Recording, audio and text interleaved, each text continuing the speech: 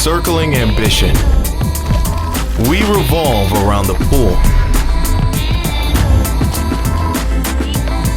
You want what I got.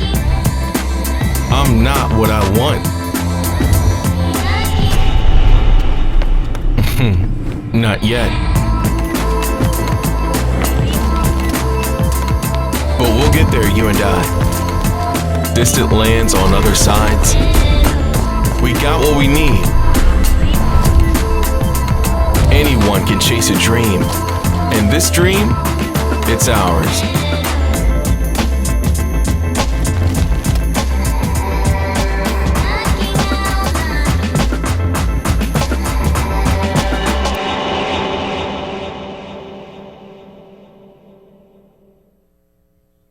All right, welcome track fans. We're coming to you live from Jesuit High School here in Beaverton, Oregon. We've got an exciting evening for you tonight. You know what's about to go down. The Centro Mile this evening. I'm here with Vanessa Fraser on my right, Evan Jager on my left. How's everybody doing? Nervous. Nervous? I'm excited.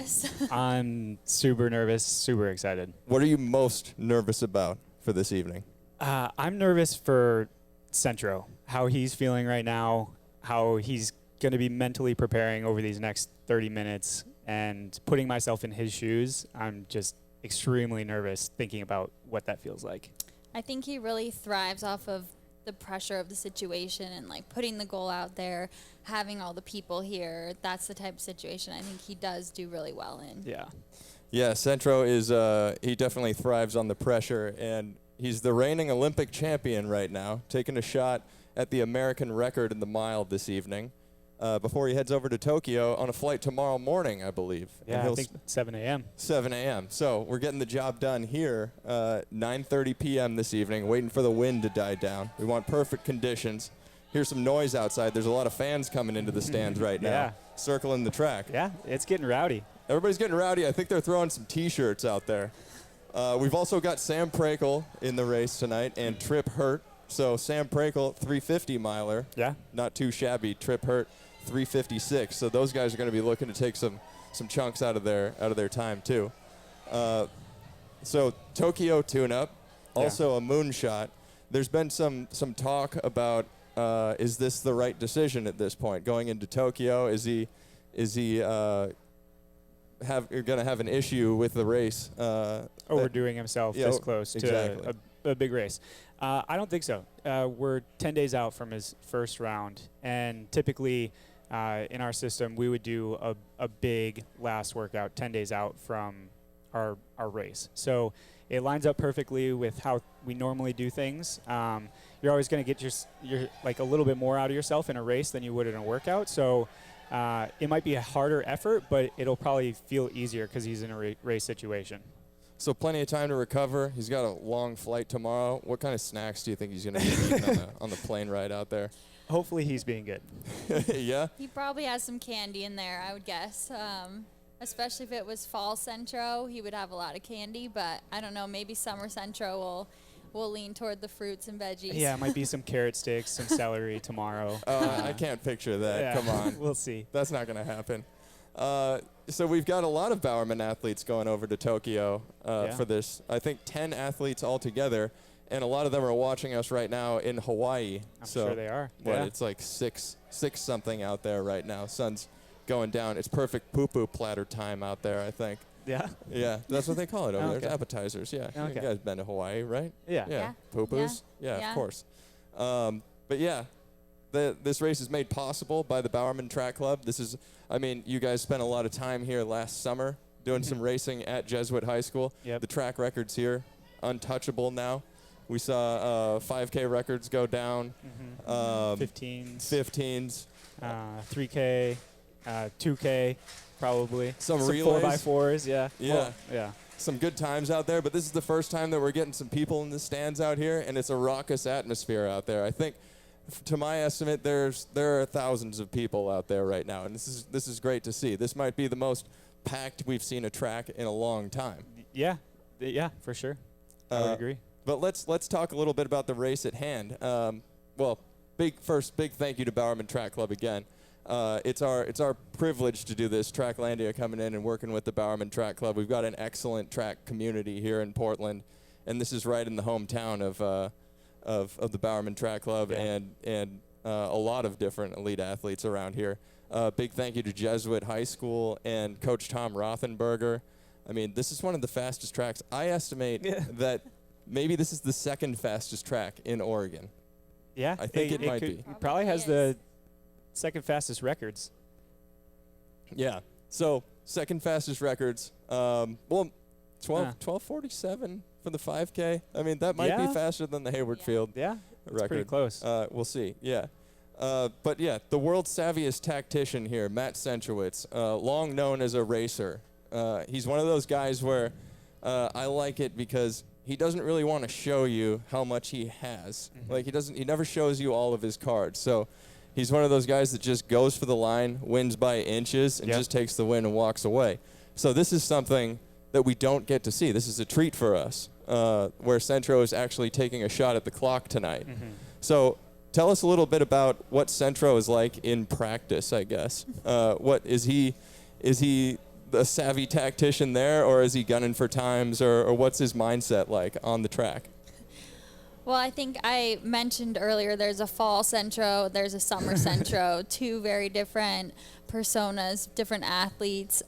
So, you know, in the fall you might not be seeing anything too special from him in practice.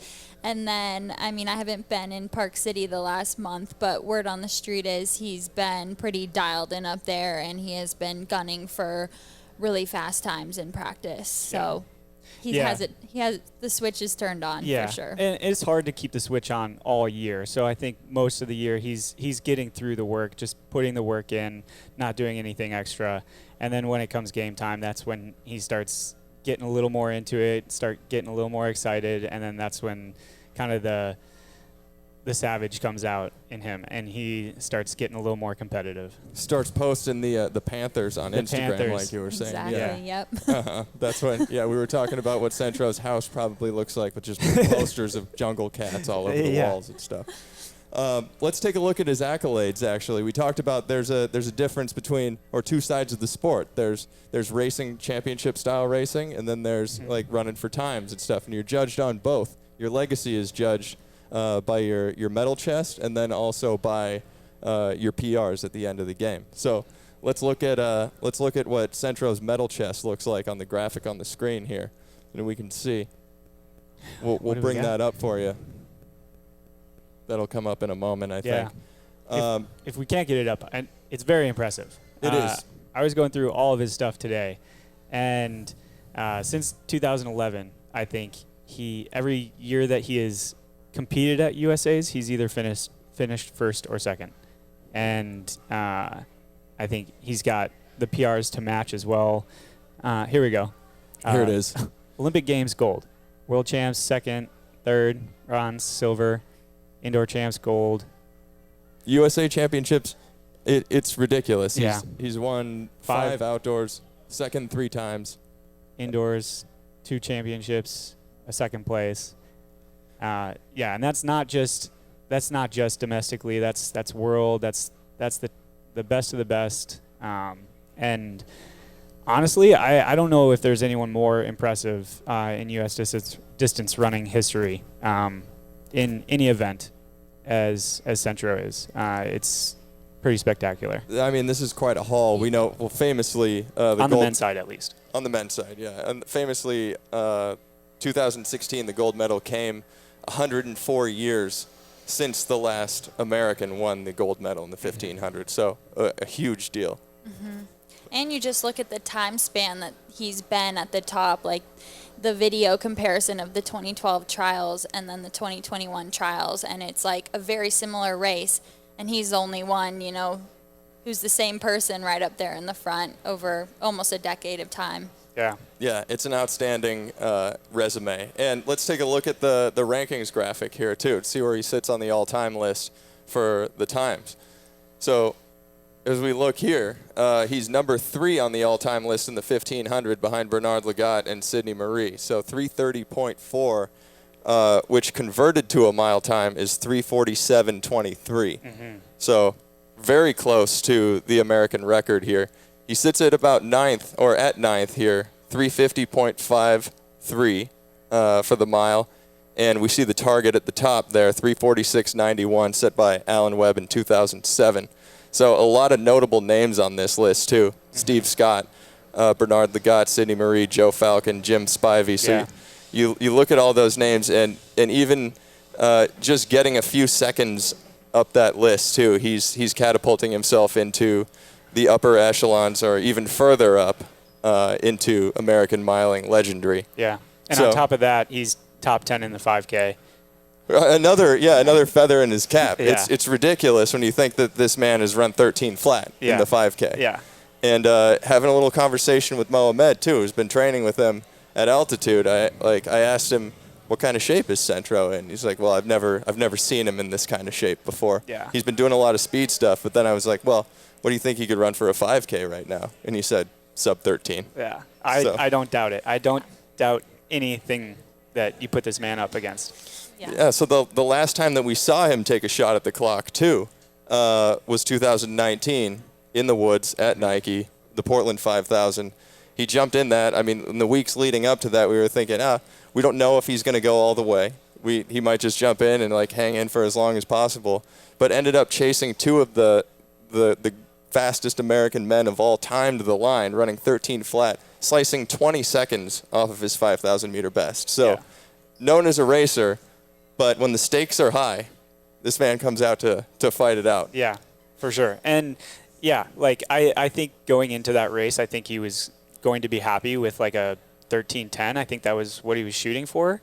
And he overshot his expectations, and I think that just shows you how much of a competitor he is. He just stuck with it as long as he possibly could. He was in it with 100 meters to go, and yeah, he put himself in it against guys that like solely train for the 5K. And so yeah, he's tough. He's a competitor. And you were there. Like, what was the atmosphere like that? It was insane. It was electric. Yeah, you got chills just being there. It was one of the coolest experiences I've been around in track and field. I think he also had a bet going with Woody about that, so there's some healthy competition between him and Woody there too. That was a extra motivating force. That's right. Yeah, he bet Woody that Woody had to wear arm sleeves if he got under 13:10. Oh, right? So that's why he did it. Yeah, that's probably why he did it there. Something that I was checking out. I was pouring through Centro's stats, and I found that his season best, or in most of his PRs in the 1500, came from around this date. Each year. So around July 20th, because that's when Monaco typically takes place. Yep. So the Diamond League race in Monaco, where there's historically an incredibly fast 1500, and that's where his PR of 330.4 came from. So we're trying to get a little bit of a Monaco energy here at the track. We've got a great crowd tonight and perfect pacing here. So maybe his body just knows this date. Yeah. It feels like it's time to go. Yeah. Hopefully. Yeah, I also hear he had his pump-up songs going out there. I think he was in charge of his little DJ set that they have playing, so he's really getting in the zone with those songs out there. That's right. We had to find the censored versions for those songs, but they're being played for the crowd right now, so we hope they enjoy that here. We should have sent that out to everybody so they could listen along ahead of time. That's a good idea. Yeah, well. Next time around. Yeah. But something that you guys, speaking of great pacing, on the circuit, so in races like Monaco, there are great pacers and, fantastic setups for this. But typically when the pacer steps off the track, the pace lags a little bit because it's an actual race and people are gunning for the win. Here, and like we saw in the time trials last year and the hunt, the pace doesn't lag because the goal is time. So like Mohamed, put the world on his back and ran 4,600 meters, I think. Rabbited the boys in the woods. Yeah. So we see that now. The Bowerman Track Club has been honing in on this pace train. I call it the Red Lightning Express. All aboard. And you guys play to the hot hand. So I love to see it. It's kind of taken a page out of cycling's book here, where you all work for whoever's in the best shape or whoever's gunning for it that night, and everybody works for is a domestique, so to speak, for the top dog. So we've got 2 guys in here who are doing that, Amos Bartlesmeyer and Josh Thompson, who are leading out Centrowitz this evening. But give a little insight about that strategy, because I know it's been employed in races before, famously indoors in 2016 too, in the 3K. Yeah. I feel like it's something that that was like kind of the start of it, when we started like kind of helping each other out, pacing races. And, you know, like you said earlier, there's 2 main things you want to go after: fast times and championships, and you can't run championship races all the time. And so it's just a way for us to kind of control a lot of the variables in going into like fast races, trying to run fast times. And we're pretty diligent about hitting splits in practice, and we're just kind of used to doing that all the time. And so when we step out on the track, helping our teammates is kind of second nature. I mean, you've done it for a couple 5Ks. Yeah, I've been on both the receiving end and the providing end of the Red Lightning Express, and I had our teammate Marielle Hall pace me through 3K in my 5K indoor PR last year, and then this year I got to help pace Carissa and Elise to the number 3, number 4 U.S. all-time 10Ks, and it's just super fun to have kind of that reciprocity going and to be able to be a part of your teammates' success, and then to, you know, be able to rely on them to help you run fast times as well. Which one's more stressful? Which position? Probably pacing. Yeah. Especially when you're going after really fast times. There's a lot on the line, and you know it's going to be really hard. So yeah, it's tougher. Well, and then whoever you're working for definitely owes you something afterwards, whether it's beers or Dairy Queen freezes or whatever. Grant actually bought me a pair of Jordan 1s after pacing the 10K this winter. So no way. Yeah. Looking after the boys. Yeah. Great. Yeah. Yeah, shout out Grant Fisher. Shout out Grant. Thank you very much. I wonder what Centro will get Amos and Josh here.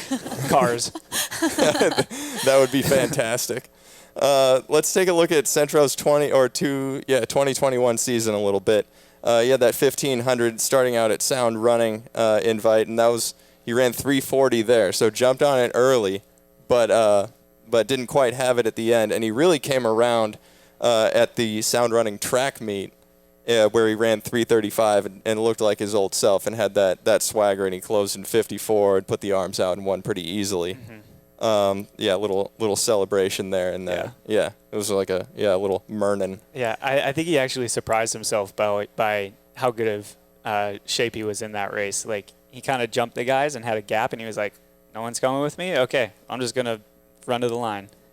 Yeah, and then we saw Portland Track Festival too. He jumped in an 800 meter there, and he ran even splits. So he ran 53-53, and I think we have a video of that here in a race against Donovan Brazier there. You can see Career and Lopez there too, and Centro coming up here. So even split 800 running 146. Those are some good 800 guys too. Yeah, those are top class, top of the world right there, and he's fighting it out with them. And then after that, Stumptown, he ran 3 800s. So 3 800s, 6 minutes apart, 8 minutes apart. He ran 150 for the first one.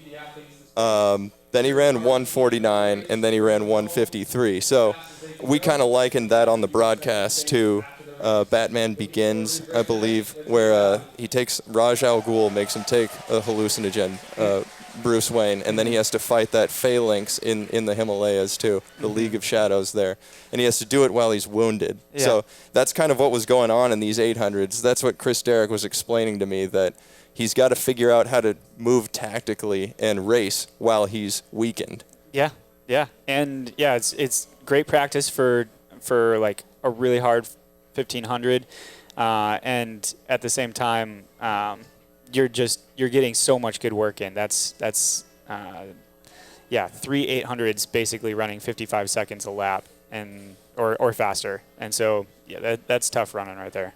All right, yeah, and we saw in the trials he had a fantastic race too. He came in second in that race. Cole Hawker, a rare talent coming up 19 years old, and the guy's putting up unbelievable times. But Centro putting himself in the perfect position, I think, that entire race like he usually does. And I went through a little exercise, too, where I put my finger on the screen over Cole Hawker, like, coming down the home stretch. And you're like, if Cole Hawker wasn't there, we'd say this is one of the greatest races in Matt Centrowitz's career. He had a gap going in, closed in 52 for the last lap, and he ran 3:35. But Cole Hawker is there, and he's up and coming, and he's going to have a great future. But Matt Centrowitz still at the top of his game, and they were separated by this much, too. Mm-hmm. Yeah, super impressive. Yeah. Well, let's take a look at the rest of the field, too, because there are a few more athletes in here. Yeah. And then we're going to turn our attention to the track because it's almost game time. We've got Sam Prakel in here. Sam Prakel, 350.94 mile best, and that's nothing to sneeze at. Indoors, where do you think that was set? Boston. Yep. Set in Boston. That's the Jesuit High School of the East there. Yeah. We hear the crowd roaring right now. The guys are doing a warm-up stride here. Prakel 336.5 in the 1500. He's a finalist for the 2021 U.S. Trials in the 1500. Adidas athlete. He trains under Andy Powell in Seattle. So Andy Powell, Centro's college coach too, and Prakel also a U of O guy. So sticking around the home territory here. Yeah. And he's been good since he came out of college. He's been very consistently just a really, really good runner, running fast times, always in the mix of things. And his, mile PB is not too far off of Centro's, so we'll see how long he can push him. Yeah, I think it'll be good to have some fast guys behind him, so he has those racing instincts kicking in the whole time as well. And you have to think that Sam, running at 350 too, could be looking at trying to get under that mark as well. Oh, he definitely is. He's chomping at the bit there. And he's got the perfect opportunity to do that tonight. Yep. We've also got Tripp Hurt in here, 356.02 mile best. He's run 336.8 for 1500, so converted, that's a 354.1 for the mile. 2021 U.S. Trials semifinalist too. So he's got the chops. He's a Bell Lap track and field gear athlete. Check those guys out. The uniform looks pretty spicy. It's nice. And a Furman athlete too. Yeah. So look for Tripp. He said that he wants to get in the low 350s tonight. Yeah. So this is an exciting race. We've got the entire track lined with people right now. Yeah. So it's going to be fantastic. And then your teammates, the Red Lightning Express, leading these guys out. Josh Thompson, a 356.89 mile best, 334.77, 1500 best. Converted is a 351.95. So, that guy's smooth as butter out there too. Yep. He's had a great last couple of years. I think he's fit. I think this is a great opportunity for him to get some really good work in and just run fast for as long as he can. All right, we've got a few minutes to go here. The guys are getting to the line. We've got Amos Bartelsmeyer too, 353 mile best. But let's turn our attention to the track here. Let's do it. Yes, please. Alan Webb, he's got the American record, 346.91, and his splits there. Courtesy of the running statistician on Instagram here. We've got his splits. Yeah, check that guy out. 56.3 for the first lap, 56.8, 56.6, and then closing in 55.5. So I believe these are 400-meter splits here. Okay. Centro, if he wants to break this, has to run 56.7 for 440s, and we're going to have 440 splits for you this evening, courtesy of Athletic Timing. And that's a 56.7 average, correct? 56.7 average, yes. So that we don't know, or maybe we do know how he's attempting this evening. But, 56.7 average, and we'll see what the Red Lightning Express brings him through at. We do have a 1,500-meter clock set up as well. So we'll see their 1,500-meter times. Which will be very interesting. Yeah, I'm excited to see that. Yeah, if Sam and Tripp want a gun for that 1,500-meter time, could be a great race there too. Well, and you said Centro's 330 is his PB. If you extrapolate it to a mile, it's real close to the American record. So if they're on American record pace, he'll be close to his 1,500-meter PB as well. Totally. Yeah, absolutely.